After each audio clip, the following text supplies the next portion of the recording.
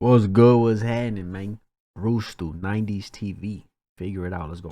All right. Now, for those of you that don't know, I'm doing a little sub-series on 90s TV shows. And the last time I touched on a Nickelodeon classic, Double Dare. Yes, this sir. time around, I want to talk about another Nickelodeon game show, and that would be the one called Figure It Out. Now, I was a big fan of Figure It Out when I was a kid, partly because it was a pretty simple concept. You had a child contestant that had some sort of secret hidden talent, and then you had a panel of Nickelodeon pseudo-celebrities that had to guess what it was. You know, they had to figure it out. Oh, I see what they did. Okay. Now, this panel had 3 rounds to ask yes or no questions to the kid, and each round that they didn't figure it out, the kid won a prize. The first round would be like a pair of rollerblades, second round was either a mountain bike or a Nintendo 64, and the third round was always a vacation of some sort. Pretty standard format. Except I gotta say that the vacations that they picked on Figure It Out fucking sucked ass. It was always like some arbitrary place like Corpus Christi, Texas, or Mount Pelier, Vermont. Ah, yeah, Vermont? I love maple syrup and crusty people. Hell yeah. Now, at the beginning of the show, they would disclose to those watching at home what this kid's little hidden talent was. Each tube or toothpaste.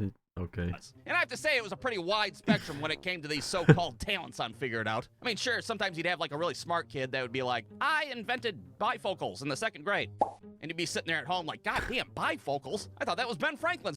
It's pretty damn impressive. But then most of the time, they'd be scraping the bottom of the barrel for talent. And they just throw some dirty little kid up there like, sometimes I have my dog drink milk from the inside of my mouth. Oh, what the? How the hell is that a talent? What is this? Fear factor? That kid's gonna get gingivitis, for Christ's sake. And yeah, before you ask, I'm not exaggerating. That was indeed a real talent on a real episode of Figure It Out. I saw that when I was 9 years old, for Christ's sake. A little girl letting a dog lick milk out of her mouth. And that memory's been with me ever. Nah, what? Okay. I ain't gonna lie, where's DCF? Hey, yo. Yeah, we got a kid on TV, letting a dog drink out her mouth. Yeah, come do something. So, weird. Ever since. Why? So let's go ahead and do a little hypothetical episode of Figure It Out, if you will, just to let you guys know how this show played out. First of all, the show starts with the host, Summer Sanders. And side note, while I was recording this, I kept saying Suzanne Summers instead of Summer Sanders. You know, the chick from Three's Company. For whatever reason, my brain can't differentiate between the two people. They're the same person to me, so if I confuse the two during this cartoon, well, you're just gonna have to deal with it, because I'm sick of recording this goddamn thing. So anyway, Suzanne Summers introduces the first contestant, Little Ricky, and Little Ricky would either have a mullet or a bowl cut hairdo.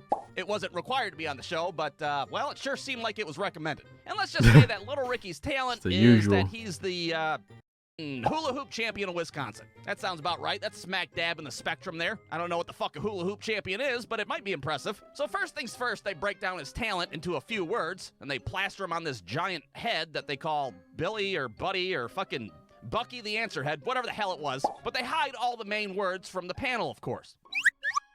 And now it's the panel's job to ask yes or no questions in order to figure out what the fuck Little Ricky's all about. And on this panel, you'd have like Mike O'Malley from Nickelodeon Guts, Josh Server's obnoxious ass from All That, my boy Danny Tamborelli from Pete and Pete, and my personal favorite, Lori Beth motherfucking Denberg. Now, Lori Beth Denberg was my favorite panelist because she was the only one that took the game seriously. The other people would just joke around and ask the kids stupid questions like, does your talent have anything to do with porcupines?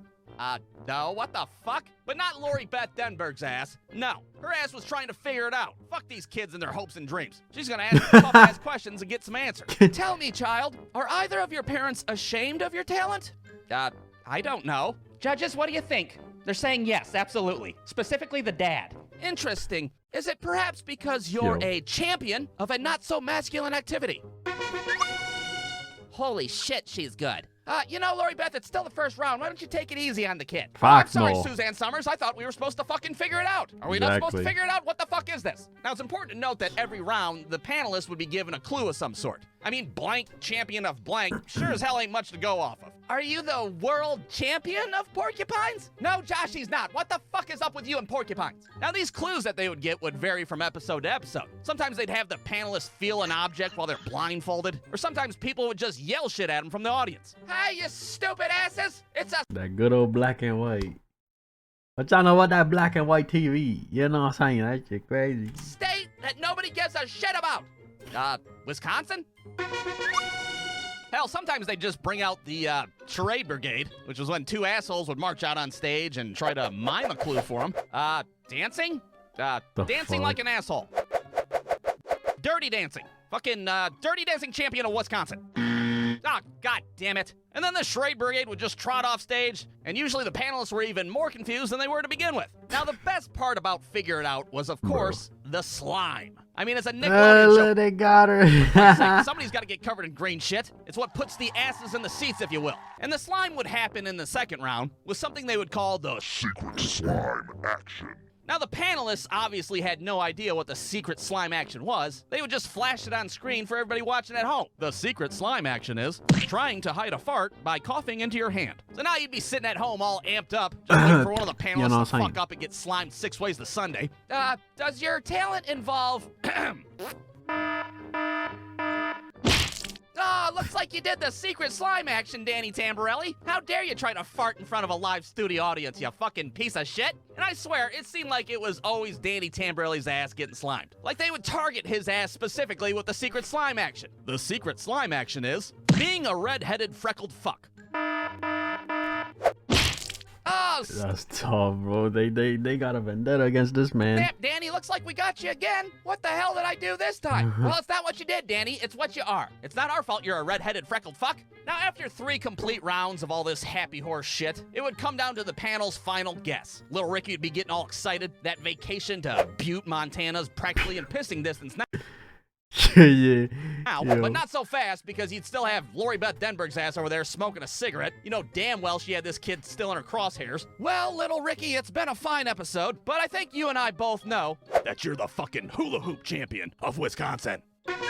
Got it. You ain't going nowhere. Oh, snap. Lori Beth Denberg coming in clutch. Well, I guess it sucks to suck, little Ricky. No vacation for your ass. Jay, tell him all the prizes that he won. Well, he's won the pair of rollerblades and the Nintendo 60 mountain bike, but he just fell short of the hey. trip to Butte, Montana. And then, lo and behold, it's the end of the show. And of course, little Ricky gets to demonstrate his mediocre, semi-impressive talent for everybody. But they'd always be running out of time, be like the last 6 seconds to figure out 30-minute time block. So they'd have to rush his ass through to get to the credits. All right, little Ricky, let's see what you got. Wow, that's amazing. Anyways, that's all the time we have today. I'm Summer Sanders, Suzanne Summers, whatever the fuck my name is. We'll see you again on another episode of Figure It Out. Roll the credits, hurry, roll them, roll the credits. Wait, I want to read Figure them. It Out. Roll the credits, hurry, roll them, roll the credits. Nickelodeon Studios, special guest, Brewstew Films, host, and Summer Sanders.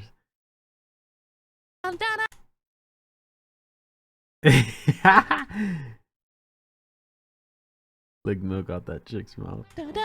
And that was pretty much an episode of Figure It Out. Now, was Figure It Out better than an episode of Double Dare? Nah. No, fucking hell no. Double Dare had a goddamn obstacle course at the end of the show. You can't compete with an obstacle course. Somebody's mom slipping a disc. I know this is 90s. Maybe he'll get into the 2000s, right?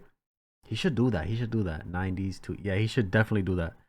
Bro, he needs to talk about, I forgot the name of the game, the game show, but it was the one with the tiles on the ground. You had to memorize, and then motherfuckers had to like walk across them and shit. It was on Nickelodeon. Because she fucking fell in some gack?